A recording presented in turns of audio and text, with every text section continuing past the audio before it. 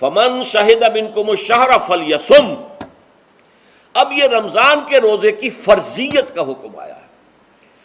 رمضان کا مہینہ وہ ہے جس میں قرآن نازل کیا گیا. اس کے بارے میں جیسا کہ میں نے عرض کیا پھر بعد میں عرض کروں گا.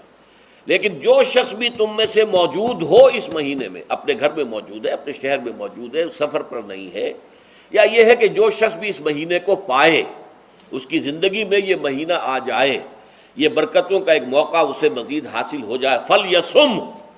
یہ امر کا صیغہ ہے، یہ وجوب ہے مطلقاً کہ رمضان کا مہینہ وہ ہے کہ جس میں قرآن نازل کیا گیا ہے. اب جو شخص بھی اس مہینے کو پائے اس پر لازم ہے کہ اس کے روزے رکھے. ہاں من کان مریضا او علی سفر، جو شخص ہو مریض، بیمار ہو یا سفر پر ہو، فعدۃ من ایام اخر، تو وہ تعداد پوری کر لے دوسرے دنوں میں. یرید اللہ بکم الیسر ولا یرید بکم العسر، اللہ تمہارے ساتھ آسانی چاہتا ہے، سختی نہیں چاہتا. یہ اصل میں کیوں کہا ہے اس کی وجہ سمجھ لیجئے. آج بھی آپ کو اپنے ہاں ایسے لوگ مل جائیں گے جن کا تقویٰ کا تصور اتنا غلط ہو گیا ہے کہ 104 درجے کا بخار ہے، روزہ چھوڑنے کو تیار نہیں. بھلے آدمیوں، اللہ نے تمہیں ایک رخصت دی ہوئی ہے تو خام خواہ اپنے اوپر یہ شدت کیوں لے رہے ہو؟ لیکن لیتے، روزہ چھوڑنے کو تیار، روزہ قضا نہیں کروں گا. سفر پر جا رہے ہیں اور روزہ قضا کرنے کو تیار نہیں.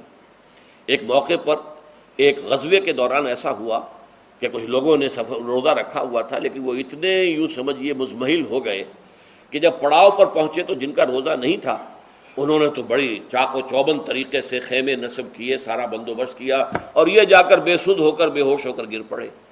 تو حضور نے فرمایا ان کو دیکھ کر، لیس من البر الصیام فی السفر، سفر میں روزہ رکھنا یہ کوئی نیکی کا کام نہیں ہے. یہ نیکی کا غلط تصور ہے کہ جو تم نے اپنے اختیار کر لیا. یہ تمہارے اندر تشدد پسندی پیدا ہو رہی ہے. دین کے احکام میں جو مقصد ہے وہ کیا ہے؟ یرید اللہ بکم الیسر ولا یرید بکم العسر. اسی پر عمل کرتے ہوئے حضور نے فرمایا ہے کہ جو بھی علماء دین ہیں یا جو رہنمایان دین ہیں ان کا کام کیا ہے؟ آپ نے فرمایا یسروا ولا تعسروا، دیکھو آسانیاں پیدا کرو، سختیاں پیدا نہ کرو. دین میں سختیاں پیدا کرنا بھی وہ اسر اور اغلال بن جاتا ہے کہ جس کو رفع کرنے کے لیے اور جس سے لوگوں کو، یہودیوں کو اور تمام اہل کتاب کو نجات دینے کے لیے اللہ تعالیٰ نے اپنے رسول محمد صلی اللہ علیہ وسلم کو بھیجا. وَيَضَعُ عَنْهُمْ إِصْرَهُمْ وَالْأَغْلَالَ الَّتِي كَانَتْ عَلَيْهِمْ، کہ جہاں وہ نیکی کا حکم دیتے ہیں، بدی سے روکتے ہیں، پاکیزہ چیزوں کو حلال ٹھہراتے ہیں اور خبیث چیزوں کو، ناپاک چیزوں کو حرام قرار دیتے ہیں، وہیں وہ لوگوں کے اوپر سے وہ بوجھ بھی ختم کرتے ہیں کہ جو انہوں نے خام خواہ اپنے اوپر لاد لیے. تو ان میں سے یہ بھی ہے کہ یہ نیکی کا کام نہیں ہے کہ آپ سفر میں ہیں اور روزہ رکھ رہے ہیں. یرید اللہ بکم الیسر ولا یرید بکم العسر وَلِتُكْمِلُوا الْعِدَّةَ، لیکن یہ بات واضح رہے کہ اب تمہارے لیے تعداد کو پورا کرنا لازم ہے. یہ نہیں ہے کہ آپ اس کی جگہ پر فدیہ دے دیں تو بات پوری ہو جائے گی، نہیں. روزے کی تعداد آپ کے رمضان میں 2 روزے 3 روزے چھوٹ گئے بیماری کی وجہ سے، ٹھیک ہے، لیکن دوسرے دنوں میں اس کی قضا دینی لازم ہے.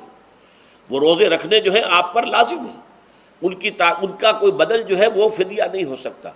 البتہ یہ نوٹ کر لیجئے، یہ حکمت نبوی ہے کہ یہاں اگرچہ وہ فدیے کا حکم جو ہے گویا کہ بظاہر قرآن مجید کے الفاظ سے محسوس ہوتا ہے کہ مطلقاً منسوخ ہو گیا، لیکن حضور نے اس کو خاص حالتوں میں باقی رکھا ہے. کوئی شخص اتنا بوڑھا ہو چکا ہے یا خاتون اتنی بوڑھی ہو چکی ہے کہ دن بھر کا فاقہ جو ہے اس میں اندیشہ ہے کہ کہیں ہلاک نہ ہو جائے. کوئی مریض ہے، مرد ہے یا عورت ہے، وہ ڈائبٹیز کی مریضہ ہے، اس کو وہ شوگر کا مرض ہے اور وہ اس کو برداشت نہیں کر سکتی، شوگر لیول بہت نیچے ہو جائے تو موت واقع ہو سکتی.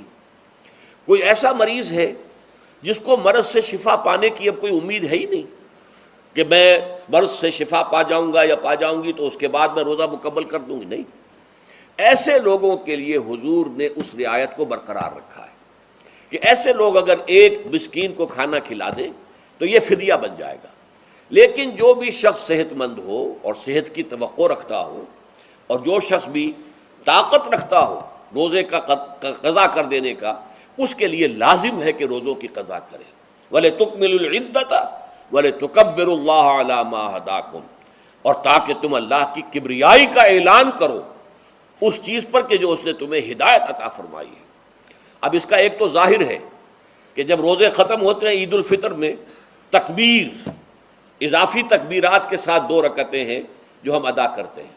احناف کے نزدیک 6 اضافی تکبیرات ہیں اور اہل حدیث کے نزدیک 12 ہیں، لیکن تکبیرات ہیں اضافی. اور یہ کہ جاتے ہوئے اور آتے ہوئے عید کے لیے آپ جا رہے ہیں تو تکبیرات پڑھتے ہوئے جائیے، واپس آ رہے ہیں تکبیر پڑھتے ہوئے آئیے.